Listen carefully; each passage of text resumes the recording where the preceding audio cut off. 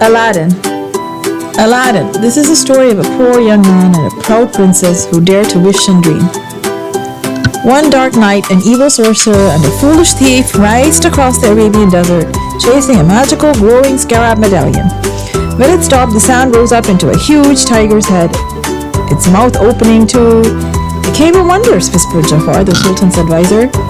"Now bring me the lamp," he ordered to the thief. Suddenly a voice boomed, "Only one may enter here, one whose worth is far within, the diamond in the rough." And the jaw slammed shut. The next day, the Sultan's guards raced through the marketplace, chasing a bread thief. The poor young man named Aladdin leaped off a roof and escaped. Aladdin was hungry, but he gave the bread to two children who were even hungrier. So Aladdin and his pet monkey Abu went home with empty bellies. "Someday, Abu, things are going to change," Aladdin said. That night, staring at the Sultan's palace, "We'll be rich and never have any problems at all." Abu just hooted with laughter. Meanwhile, in the palace, Princess Jasmine was very unhappy. Her father, the Sultan, would choose a snooty prince for her to marry. In 3 days, it was a law. Jasmine wanted to marry for love. "I can't stay here and have my life lived for me," she told her pet tiger Raja. Jasmine climbed over the palace wall and found herself in the bustling marketplace. Seeing a hungry child, she took an apple from a fruit stand and gave it to him.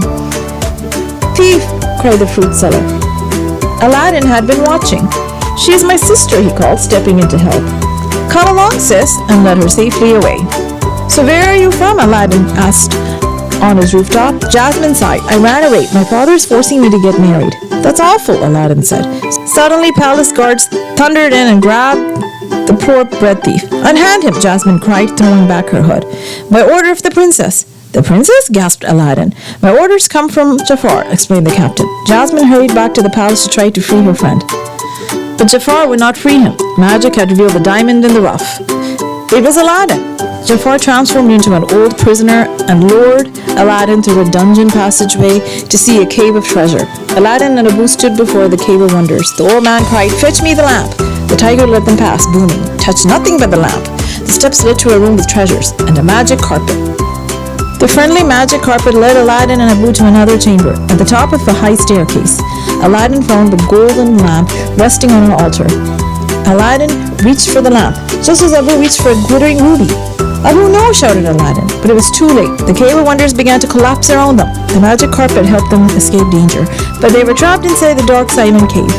Aladdin looked at the lamp. "Worthless piece of junk," he said as he rubbed the dirt from its side. Suddenly the lamp began to glow. Towering cloud of smoke poured from the spout and formed a giant blue genie. He grinned and said, "Wow, does it feel good to be out of there? So what will it be, master?" Aladdin had his own genie. "You grant me any 3 wishes I want, right?" he asked. Then Aladdin thought up a way to get a free wish. "Abu, he probably can't even get us out of here," he said. To prove his power, the genie freed them from the cave. "After my first 2 wishes, I'll use my 3rd wish to set you free," Aladdin promised. "Can you make me a prince?" "Hang on to your turban, kid," said the genie. "One prince coming up." And presto, Aladdin became Prince Ali Ababa.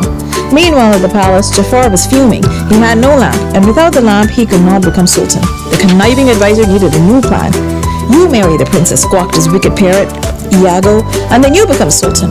Yes, Jafar would hypnotize the sultan with his mystical snake staff and command, "You will order Jasmine to marry me." Before Jafar could carry out his plan, a new prince arrived in the city of Agrabah, riding atop a huge elephant that had once been a little monkey. "I have journeyed from afar to seek your daughter's hand in marriage," Prince Ali announced to the Sultan, who was impressed and delighted. "Another snooty prince," thought Jasmine. "I'm not a prize to be won," she shouted, and she ran up to her room. To win Jasmine's heart, Aladdin sneaked up to her balcony on his magic carpet. "Princess Jasmine, please give me a chance," Aladdin pleaded. "Princess Jasmine, please give me a chance," Aladdin pleaded. Then he invited her on a moonlit ride. Jasmine realized that Prince Ali was really her new friend from the marketplace. By the end of the night, Aladdin and Jasmine had fallen in love. But as Aladdin was leaving, palace guards seized him. Jafar had ordered Aladdin to be thrown into the sea. Luckily, the genie was nearby and Aladdin used a 2nd wish to save himself. "Don't scare me like that, kid," said the genie. Aladdin raced to the palace on his magic carpet just before the Sultan ordered Jasmine to marry Jafar. "Your Highness," Aladdin cried, "Jafar has been controlling you with this." He grabbed the snake and smashed it to break the spell. Jafar ran off, escaping, and sent Iago to steal the lamp. At last, Jafar had the lamp. He rubbed it, and the genie appeared. I wish to rule on high as the Sultan, Jafar commanded. Sadly, the genie had to obey. Then Jafar made a second wish, to become the most powerful sorcerer in the world. He changed Prince Ali back into poor Aladdin and trapped Jasmine in a giant hourglass. But the clever young man tricked Jafar, taunting, "The genie has more power than you'll ever have." Infuriated, Jafar used his final wish. "I wish to be an all-powerful genie." Jafar forgot one important thing. All genies are doomed to live in a lamp and obey a master's wishes. "No," Jafar cried as Aladdin picked up a lamp and then imprisoned him inside forever. As a reward for Aladdin's bravery, the Sultan changed the law so Jasmine could marry whomever she chose. "I choose you, Aladdin," Jasmine said, kissing her prince. Aladdin used his third and final wish to set the genie free. They hugged and said goodbye, but they knew they would be friends forever. Aladdin. We hope you like this video. Please subscribe.